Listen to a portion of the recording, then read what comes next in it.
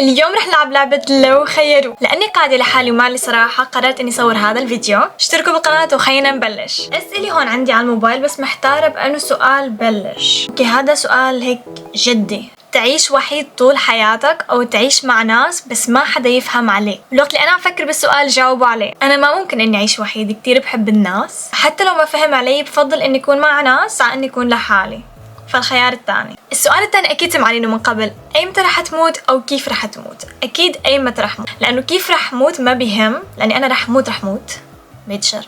اللي بعده، تروح على الماضي وتقدر إنك تصلح أخطائك أو إنك تروح على المستقبل وتشوف شو بصير بالمستقبل. بختار إني أشوف شو رح يصير بالمستقبل، لأنه الماضي خلص عشته وراح، بس المستقبل يعني لسه جاي، لسه رح يجي وقت إني أعيشه، فأنا فضولية أكتر حشو بده يصير بالمستقبل. أوكي اللي بعده، تقدر تقرأ أفكار الناس أو الناس تقدر تقرأ أفكار. بعتقد الجواب كتير واضح، يعني أنا أقرأ أفكار الناس أكيد، ما بحب حدا يقرأ أفكاري. No privacy. أوكي السؤال اللي بعده شوي رومانس. تقدر تحب الناس بس هني ما يقدروا يحبوك؟ رح أقرأ لأنه شوي معقد. كل الناس تحبك لكن أنت ما تحبهم، أو أنت تحبهم جدا لكن هم ما يهتموا بيك. ما بعرف ليش الأسئلة طالعة بلكنة. بس انه اذا ما رح تهتم الناس فيني رح اكون وحيده، وانا من شوي قلت اني انا ما فيني اكون وحيده، بس اذا الناس بتحبني حتكون معي، فبختار انه هني يحبوني على اني انا احبهم. لو خيروك تعيش حياتك كلها من غير ما تسافر ابدا او تسافر طول حياتك بس ما تستقر بمكان ابدا؟ بدها تفكير. انا بحب السفر بس كتير بحب الاستقراريه، بس مع كل هذا بفضل اني ضل سافر عن اني انا ما اقدر اني اروح اي مكان. انا بجن اذا بدي ضل طول الوقت هون بمحل مو انا، لانه ما في شيء اعمله. جاهزين لأسئلة لو خيروك الصعبة؟ صراحة مو كتير صعبة. لو خيروك تعيش بدون مشاعر أبدا أو تعيش بمشاعر مضاعفة عن كل الناس، يعني إذا حزنت أحزن كتير وإذا فرحت أفرح كتير، بس ما في نعيش بلا مشاعر. ما هو المشاعر هو اللي بتخلينا نحن بشر، فبعيش مع مشاعر مضاعفة. اللي بعده هيك عميق شوي. تعيش حياتك كلها سعيد بس بدون هدف، أو تعيش حياتك كلها بتتعب عشان هدف كبير بس ما تحس بلحظة سعادة. بالنسبة لي أنا بحس اللي بفرحني بحياتي هو إنه عندي شيء أعمله، بدي أوصل لشيء بحياتي، وبدون هذا الهدف بحس حالي كتير فاضية، إنه هيك بعيش كل يوم هيك، بس كمان إني ما أكون ولا لحظة سعيدة.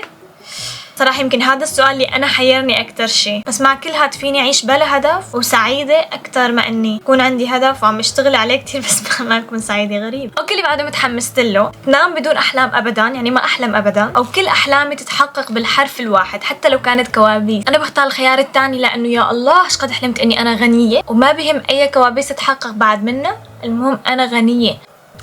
بصير هيك كل يوم بحلم إني بهاواي، باليابان، على شي يخت. اوكي سؤال بسيط. عيش بمكان في جبل او عيش بمكان في بحر بس طول حياتي، ما بقدر اني بدل. انا ما بحب الجبال ابدا، فهذا بالنسبه لي سؤال سهل، فاكيد بعيش عند البحر. اللي بعده، لو خيروك تسافر شهر كامل بس بدون تليفون، او اقعد بالبيت مع تليفوني بس بدون ما حدا يزورني وما اشوف حدا. انا صراحه فيني برياحه اقعد ساعات طويله بدون التليفون، بس شهر كامل ما بعرف، خاصه اذا سفر. ما هو للسفر اكتر شيء بتحتاج التليفون، بس صراحه رح انبسط كتير إذا هيك شهر زمان ما شفت حدا، بريك من كل شيء.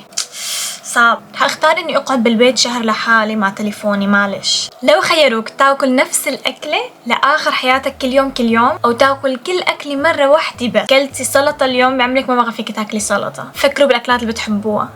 أو نفس الأكل لآخر عمري. أنا باكل نفس الأكل لآخر عمري بسهولة. في أكلات مثل البيتزا مثلا عندي استعداد أكلها كل ثانية مو بس كل يوم، من أكلاتي المفضلة، بس ما بقدر إني أكلها بس مرة واحدة بحياتي. فنفس الأكل كل يوم. اكتبوا لي تحت بالتعليقات أي أكتر سؤال حيركم اليوم. ضل سؤالين. تعيش بفيلم رعب أو تلعب لعبة فيديو صعبة كتير طول حياتك، يعني تكون بفيلم رعب أو تكون لعبة فيديو صعبة. أنا بختار إني أعيش بفيلم رعب، لأني أنا ما بلعب ألعاب، بس أفلام رعب كتير شايفة، وبعتقد إذا عشت بالفيلم رعب رح أقدر إني أنجى، رح أكون من هدول اللي آخر الفيلم بيعيشوا. لو خيروك تسمع الحقيقة دائما حتى لو جرحتك، أو تسمع كذب يعني بس إنه مريح. أنا نفسي شخص كتير صريح، وبتمنى كتير إنه تكون الناس معي هيك. أنا بعامل الناس هيك لحتى تعاملني هيك، فأكيد بختار إنه تقولي الحقيقة حتى لو إنه جرحتني.